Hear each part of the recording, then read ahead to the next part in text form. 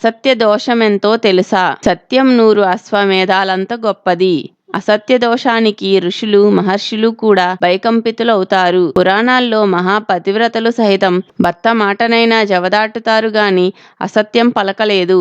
సత్యధర్మాన్ని పాటించిన వారే పుణ్యలోక ప్రాప్తికి అర్హులు.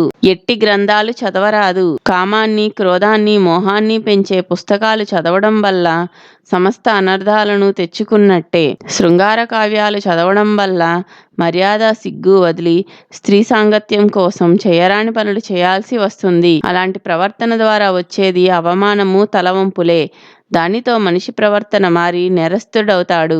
క్రోధ మదాల సాహిత్యం చదవడం వల్ల మిత్రులు శత్రులవుతారు, అయినవారు దూరమవుతారు. మంచి విషయాలు మాట్లాడుకుంటే మనసు మంచిగా ఉంటుంది, మంచిగా ఆలోచిస్తుంది, మంచే జరుగుతుంది. అష్టదిక్పాలకులు ఎవరు? ఇంద్రుడు తూర్పు, అగ్ని ఆగ్నేయం, యముడు దక్షిణం, నిరుతి నైరుతి, వరుణుడు పశ్చిమం, వాయువు వాయవ్యం, కుబేరుడు ఉత్తరం, ఈశానుడు ఈశాన్యం మొదలైన దిక్కులను పాలించేవారే అష్టదిక్పాలకులు.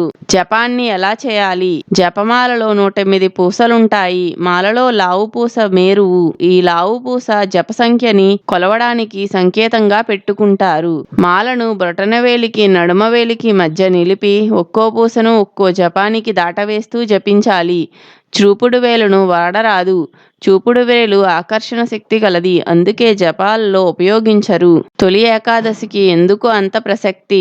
ఆషాఢ శుక్ల ఏకాదశిని తొలి ఏకాదశి అని అంటారు. ఈ తొలి ఏకాదశి నాడే శ్రీ మహావిష్ణువు యోగనిద్రకు ఉపక్రమిస్తాడు. కార్తీక శుక్ల ఏకాదశి వరకు యోగనిద్రలో ఉంటాడు శ్రీ మహావిష్ణువు.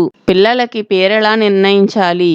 బిడ్డ పుట్టిన 11వ రోజు లేదా మరే మంచి రోజైనా శుభముహూర్తం చూసుకొని జాతక కర్మ చేయాలి. వారి వారి కులాచారం ప్రకారం అర్థం వచ్చేలా పేరు పెట్టుట వల్ల వారి ఆచారాలను సాంప్రదాయాలను గౌరవించే దిశగా ఎదుగుతారు బిడ్డలు. ఉదాహరణ, బ్రాహ్మణ బిడ్డకు శుభవాచక నామధేయము, బీరపుత్రునికి బలమైన వాచక నామము, వైశ్యునికి ధనవాచక నామధేయము పెట్టాలి. అప్పుడే మీ పూర్వ వంశీకులు హర్షిస్తారు. బిడ్డ పుట్టిన 3 నెలలకి సూర్యదర్శనము చేయించాలి. 6వ నెలలో అన్నప్రాసన చేయాలి. దర్భలకెందుకంత పవిత్రత? గరుత్మంతుడు తల్లి దాసీతనాన్ని తొలగించడానికి దేవలోకం నుంచి అమృత కలశం తెచ్చి దర్భ మీద పెట్టి కద్రువ పుత్రులకి చూపించి తన తల్లి దాసీతనం నుంచి విముక్తి చేయండి అని చెబుతాడు. అలా అమృత భాండ స్పర్శ వల్ల దర్భలు పవిత్రమయ్యాయి. అందువల్లే సమస్త మానవ దేవ హోమాల్లో దర్భలు అంతటి ప్రాముఖ్యతను అర్హతను పొందాయి. చిరిగిన ఆకులో భోజనం చేయవచ్చా?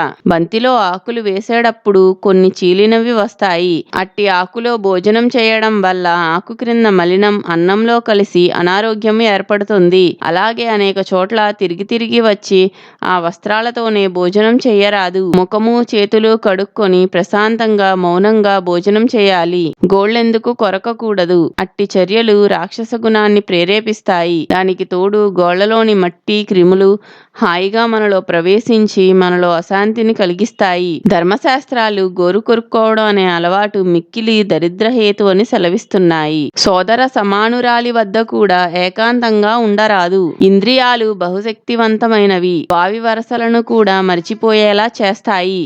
వదిన మరదలు సోదర సమానుల సహచర్యము ఇట్టివారి స్పర్శ వలన కూడా ఇంద్రియాలు సడలుతాయి. కావున ఓ వయసు వచ్చిన తర్వాత ఎవ్వరైనా ఎవ్వరితోనైనా ఎంతలో ఉండాలో అంత దూరంలోనే ఉండాలి. నీచ తలంపుకి కూడా నరకము ప్రాప్తిస్తుంది.